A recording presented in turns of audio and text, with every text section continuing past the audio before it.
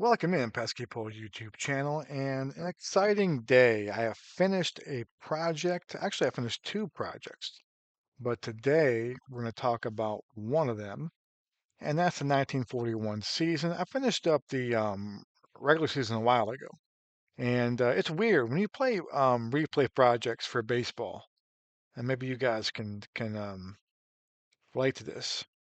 If the team you're managing does not get to the World Series or the playoffs, like you tend to kind of push it off a little bit, and not play it right away. And because I mean, for me, the fun of the project is the regular season. It's like the stats and the whole thing, and it's weird because you want to get a culmination of it all.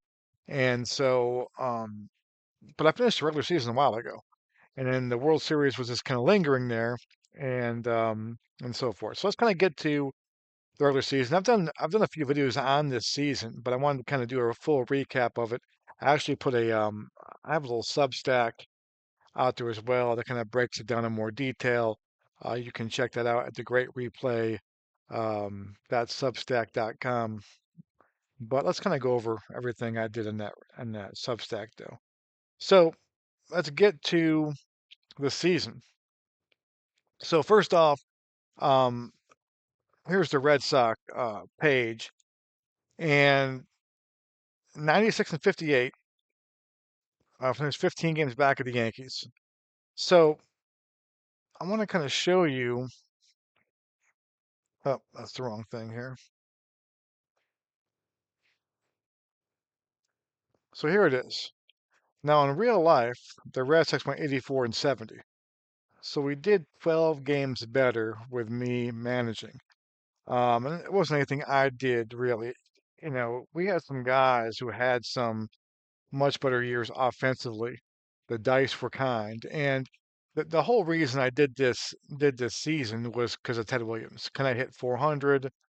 Can he win the Triple Crown? Because he came close in 41 of doing that. And so that was kind of the whole spiel of it. And so, that was kind of what took it on there. But what happened during the season was the Red Sox actually were playing really well. And if I go through the season here, and this is a good how they break this down. So let's go position wise. We were in first place. We entered first place for the first time on May 30th when we beat the Yankees. We beat the Yankees two in a row, 13 to 8 and 11 to 4, and we're in first place. And we're in first place from May 30th. We got a 7-game lead. 7-game lead's the most we had. So on May 30th, then June 24th, we have a 7-game lead. So we're thinking World Series. I'm thinking miracle Red Sox here. And the lead starts to dwindle and dwindle and dwindle and dwindle. And then on July 5th, we lose to the Senators and we drop out of first place.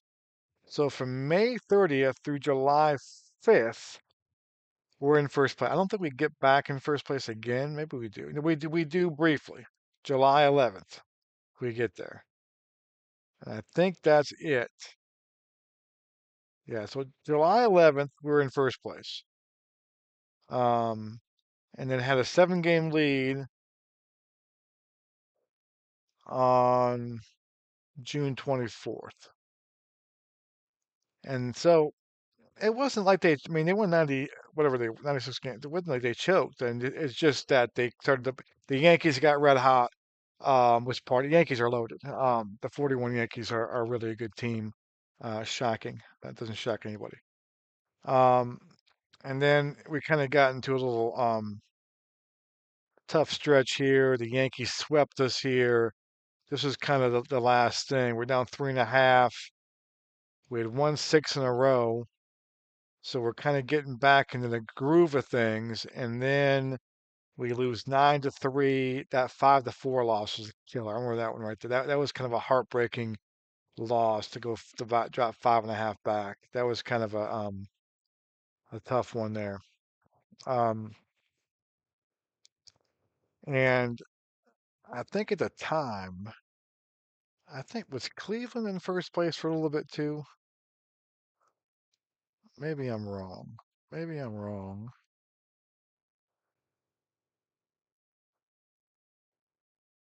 Well, Cleveland was not in first place. I thought Cleveland would have been in first place. I think it was just Red Sox Yankees all year long.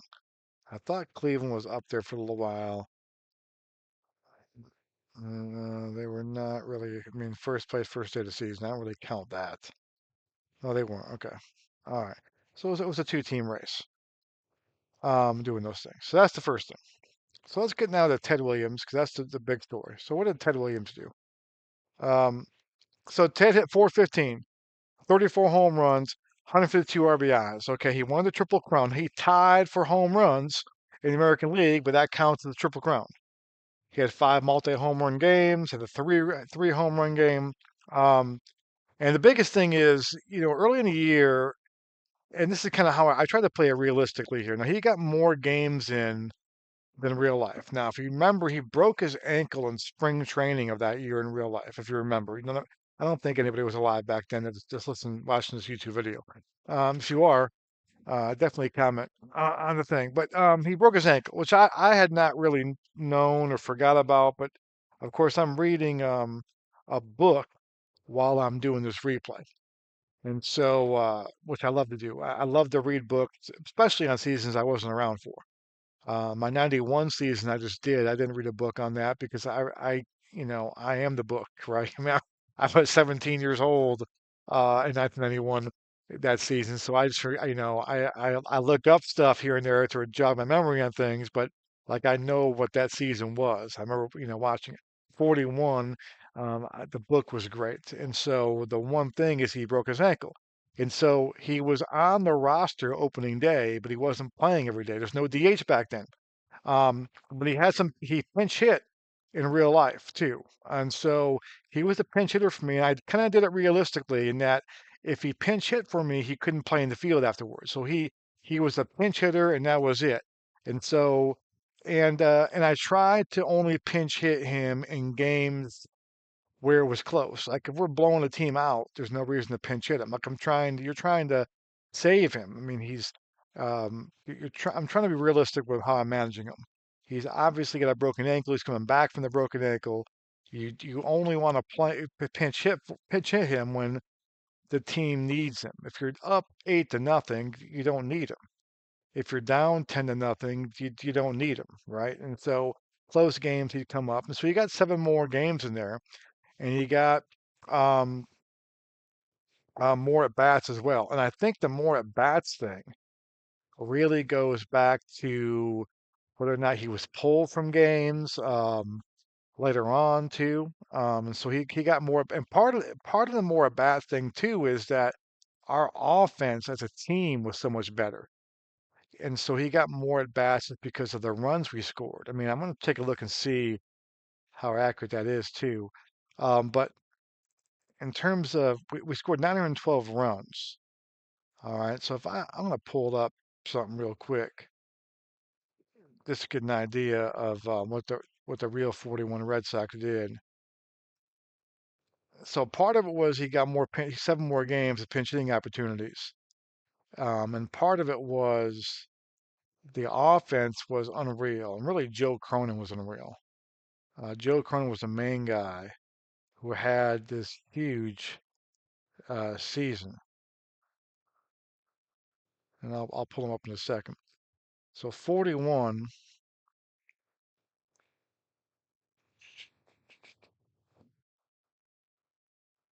Da, da, da, da, da, da, da. Yeah, they scored 865 runs in real life. So that's part of it there too. The Red Sox hit 283 as a team back then, hit 299 as a team. So that really accounts for the extra at bats, I think, more than anything else. He pinch hit a little bit more in some close games and doing that stuff too. So offensively, we led the league in everything. Runs, average, OBP, and slugging. ERA is a problem. 10th, quality starts third, WHIP, um, but the pitching didn't quite land up doing those things. So I want to kind of show you a few other things too on Williams. Let me get to Williams first of all. So in terms of his batting log, all right. So and what he hit, the 400 was never really in doubt.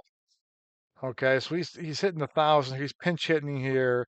He didn't really get everyday plate appearances until April 29th. So the end of April, he starts playing pretty much every day at that point. And I use as play lineups as well. So these are as play lineups. So he starts coming in there. So batting average wise, uh, he's below 400 here. Okay, in May, he has a stretch from May 29th through June 2nd under 400. June 5th, he goes 4 for 4. Wait, no, he goes 3 for 4 on June 5th, hitting 407. I don't think he drops below there. No, he does. He drops below against the Browns on June 12th. So June 12th, he drops below, and then he goes on a tear here. He goes on a tear like crazy. So June 12th, he's hitting below 400. He gets down to 406. Interesting number there on July 3rd. And he is well, but like it never was. I didn't I shouldn't say it bummed me out, but I was kind of hoping he'd come down to that last day. But he really 40 he got the 402 against the Yankees August 6th, so a little so and then you're kind of, all right, this is gonna be kind of good here. But he gets red hot. There's a time in August here, end of August, he gets red hot again. He's at 422 August 19th. And then it drops down again. The end of August, you're like, uh-oh, down to 408. Okay, then he puts it right back up again. Um, September, he gets down to 408. So here, at this point, September, 24th, he's at 408. And so you're kind of, oh, this could be interesting. But then he goes at that point and gets 2 hits, 2 hits, 3 hits, and 3 hits. So in his last 4 games, he gets 10 hits and goes from 408 to 415. So there was a chance there, and of course in that Philadelphia doubleheader, the famous doubleheader, he goes 6 for 10, and he hits 2 home runs here. And that 2 home runs is important because he had a huge lead in batting average and he had a huge lead in RBIs. He drove in a lot more RBIs than he did in real life, and that's because of Pesky and DiMaggio had better years too. But we'll get to them in a second. But Rudy York of the Tigers and him were battling out for the home run. So the home run thing, Williams caught him. Williams trailed in the home run race much of the year, and that was kind of the thing that looked like he would not get for the Triple Crown. And he hit those two, which were huge, in the last day, and tied Rudy York to do so. So Dom DiMaggio, um, he hit 301. It's kind of going back to DiMaggio hit in front of Williams. Another reason why Ted Williams had more RBIs um, is the fact that you had DiMaggio had a great year, hit 14 home runs, hit 301, 66 RBIs. I love Don. Like, you hear stories about Don DiMaggio, and when every time I play with him, he does really well. Um, he also had a 22 game hitting streak and a 22 game hitting streak and a 17 game hitting streak. Keep that in mind. That's Dom DiMaggio, not Joe. That's Dom. We'll get to Joe in a second. So that also accounts for why Williams got up, 600, same thing, Um, Same idea too. He had a couple pinch hitting opportunities as well. So let's take a look at um,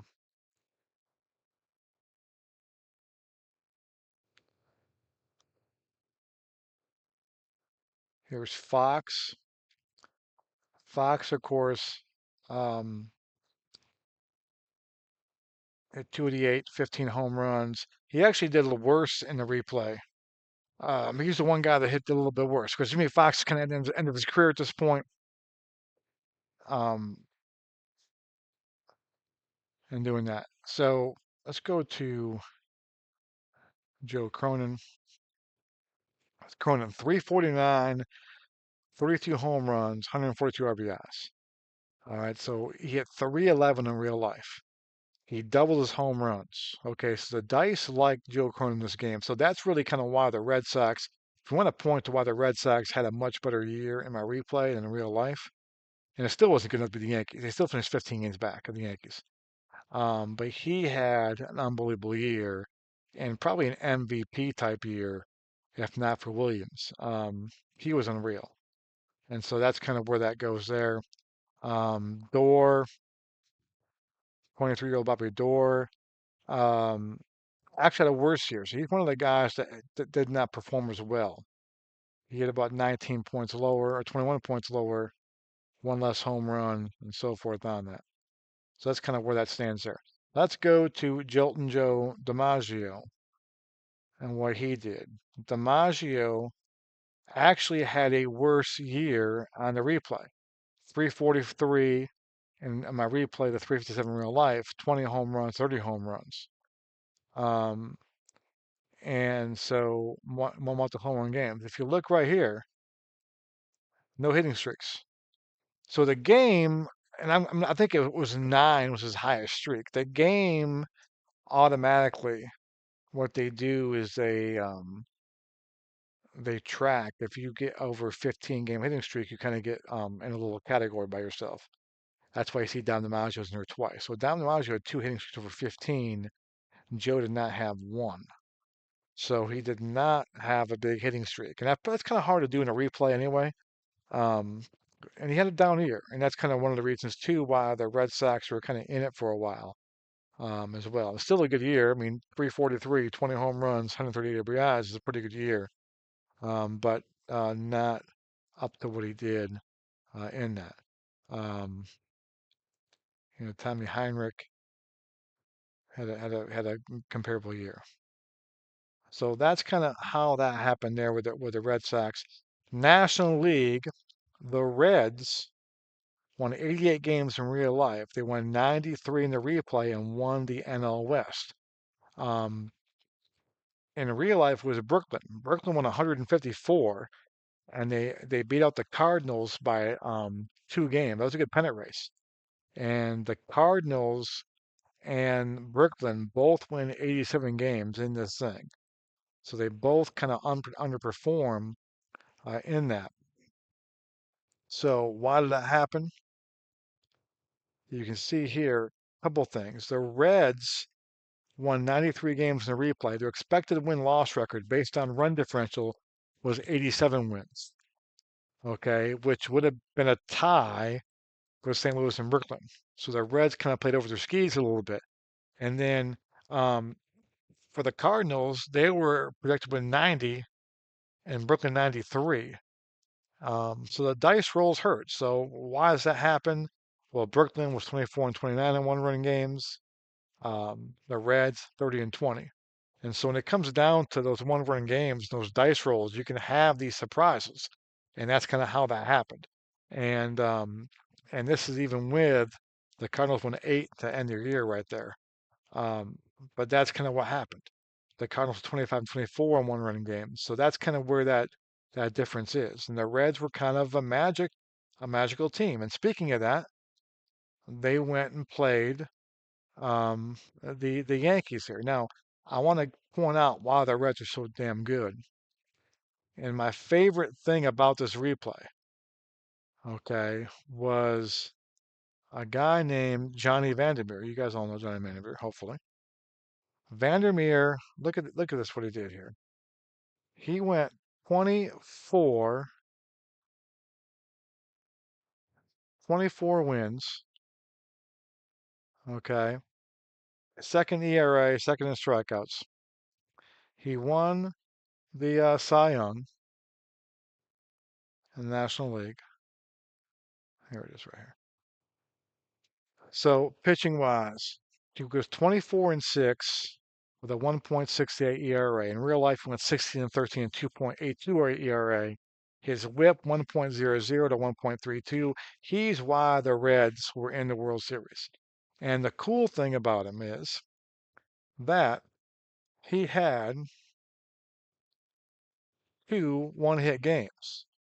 And not only did he have two one-hit games, but he had two one-hit games in back-to-back games. And of course, you know that previously, before 1941, Johnny Vandermeer is famous for throwing consecutive no-hit games. He threw consecutive one-hit games. So June 16th against the Giants, he won 4-0.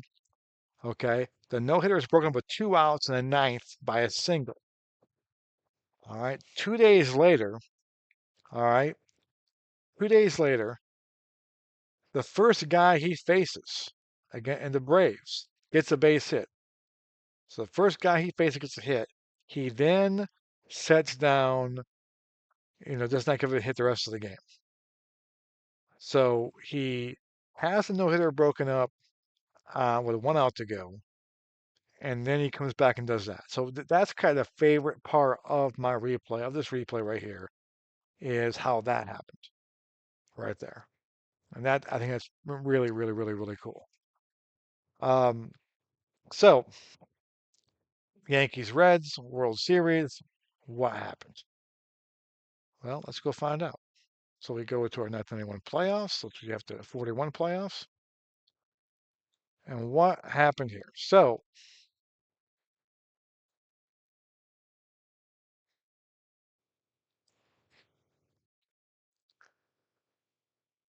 game one, Bucky Walters gets a start here. So they don't start Vandermeer, which is kind of weird. Okay.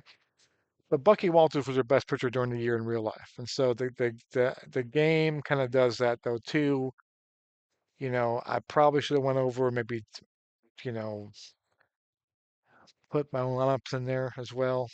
But the AI chooses the best lineup based on the numbers from the real season at the replay.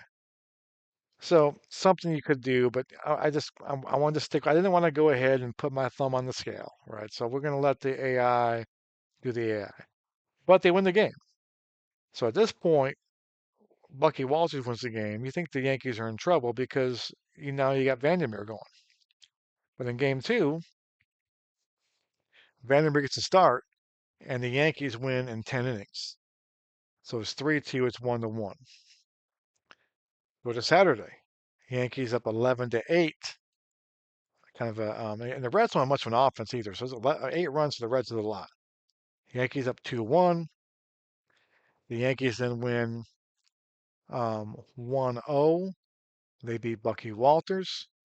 Okay, they're up 3 games to 1. So it looks like the Yankees are on their way to a title. However, this is the Vandermeer game here. I think Vandermeer pitched in this one. Did he not? Did he not? Did he not? Did he not? I don't think he did pitch in this game. He did not. I'm already got to start. The Reds win 3-2. 3-2. And so game six, Vandermeer gets the ball in game six. And Vandermeer beats them. So the Reds have now won 2 in a row, have forced a game seven, and now game seven, anything can happen. So the Reds, who were not even supposed to be in the World Series, they were the third team in the National League, the third best team in the National League, based in the real life, and even based on the metrics of the replay season. They kind of got lucky during the year to get in a replay, and here they are, one game away from being a world champions, knocking off the Yankees.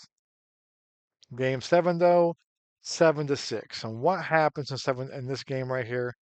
The Reds are up 2-0, 3-0. They're up 4-0. And Yankees then go to bottom seventh inning, and the Yankees score 7 times. 7 times. And the Reds battle back and got two in the ninth and actually had guys on second and third with two outs and lined out to end the game off Johnny Murphy, and the Yankees win the World Series. So the Yankees win the World Series, but it was a fun replay. 91 replay was fun too. This one was a lot more fun. And my 91 replay's got a surprise in it too. Now I'm going to do a video on that next. But it was a fun replay. The storylines, Ted Williams, the Red Sox surprising people, Joe Cronin with a big year, Dom DiMaggio, the hitting streaks from that Joe DiMaggio, Johnny Vandermeer, the Reds surprising everybody, and then at Game 7, this is a great World Series I played out too, and I let the computer manage the games. I just rolled the dice, the digital dice, and did it that way. So that's it. The 41 season in a nutshell. A great replay. Had a ton of fun of it, and it's always great when you finish a replay up. And so, next up for me in this era, I'm going to play the 1948 season. I've been messing around with it a little bit here and there. I played some games here and there, but I'm going to go full bore. 1948 Red Sox, and that's a season where we're going to try to win. Like that's a season you play. You're playing to see if the Red Sox can win the World Series. 41, I was not. I mean, I was trying to, but I was playing for Ted Williams only, and and that would have been kind of. I think that would have been kind of boring a little bit. I was kind of worried about playing 41 for that reason for one guy. But then the Red Sox made it fun. The Red Sox made it like we're in contention for a while, and then we slowly died off, and it was fun. And following National League was fun too with Vandermeer. So great replay. Had a lot of fun. I love PC Replay Baseball. They do a great job for as played replays and season replays, and the dice, the dice, how they roll give you enough of that surprise factor. I mean, the Reds almost won the World Series. They give you enough surprise factor that could happen. So I like that. The realistic parts of it and the surprise parts of it do a good job of melding together to make it a fun replay. So hope you enjoyed it, guys. Thanks for watching. I'll be back next with my 1991 replay. Finished that one off as well, and we'll talk 91 and my Red Sox again, who did not do that great in that replay. All right, guys, have a great day.